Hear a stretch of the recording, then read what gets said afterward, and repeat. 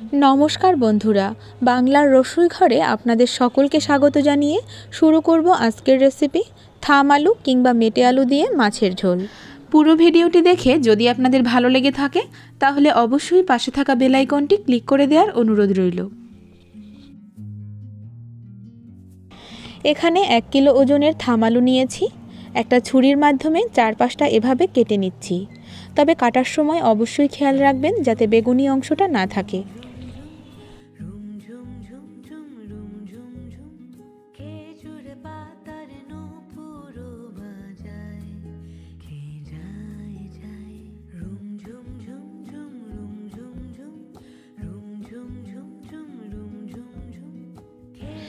দেখুন 4-5টা ভালো করে কেটে নিয়েছি।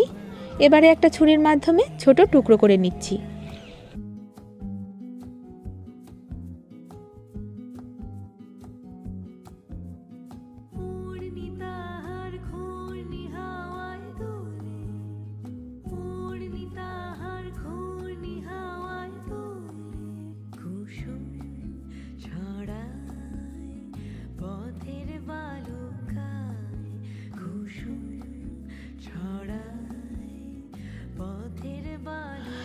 দেখুন এখানে আলুগুলো কিন্তু বেশি ছোট করে কাটিনি, একটু বড় করেই কেটেছি যাতে রান্নার পরে পুরোপুরি গলে না যায়।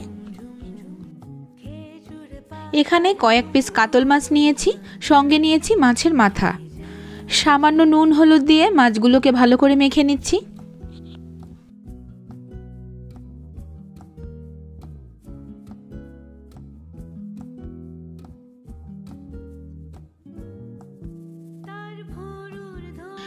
এদিকে একটা প্যানে আলু রান্নার জন্য পরিমাণ মতো জল নিয়ে নিয়েছি, আর জলের মধ্যে দিচ্ছি স্বাদমতো নুন, হলুদ গুঁড়ো আর কাঁচা লঙ্কা বাটা। আপনারা চেরা কাঁচা লঙ্কাও দিতে পারেন কিংবা লঙ্কার গুঁড়োও দিতে পারেন, তবে আমি পুরো রান্নাটাই কাঁচা লঙ্কা বাটা দিয়ে করেছি। জল ফুটে গেলে কেটে রাখা আলুগুলো দিয়ে ঢেকে রান্না করে নিচ্ছি 10 মিনিট। 10 মিনিট পরে আলুগুলো কিন্তু 70% বয়েল হয়ে গেছে। এবারে অন্য একটা পাত্রে নামিয়ে নিচ্ছি। মাছ ভাজার জন্য এখানে অনেকটা পরিমাণে সর্ষের তেল গরম করে নিচ্ছি। মাছগুলো একদম টাটকা ছিল বলে কড়া করে ভাজবো না, হালকা ভেজেই তুলে নেব।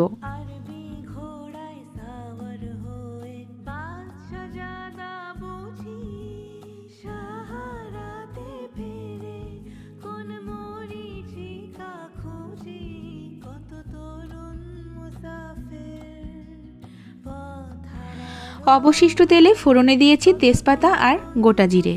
জিরেটা ভাজা হয়ে গেলে দিয়ে দিচ্ছি আদা ও জিরে বাটা।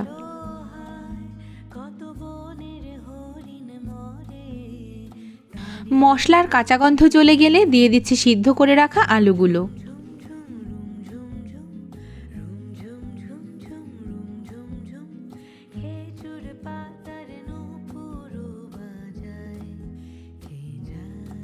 ঢেকে দিয়ে আরও 5 মিনিট রান্না করে নিচ্ছি।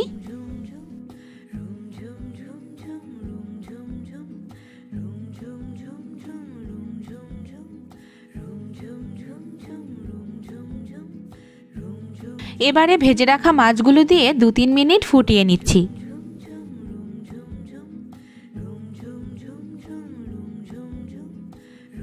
এখানে 3টে গোটা কাঁচা লঙ্কা দিয়েছি।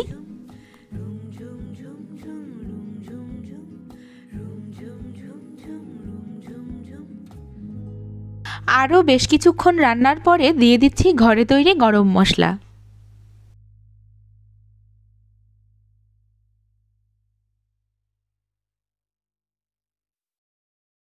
ভালো করে একবার মিশিয়ে নিয়ে গ্যাসের ফ্লেম বন্ধ করে দিচ্ছি। গরম মশলা দেওয়ার পরে বেশি সময় রান্না করতে যাবেন না, তাহলে সুন্দর ফ্লেভারটা চলে যাবে। আলুগুলো দেখে নিশ্চয়ই বুঝতে পারছেন কতটা গলে গেছে, আর গরম ভাতের সাথে খেতেও হয়েছিল দারুণ টেস্টি।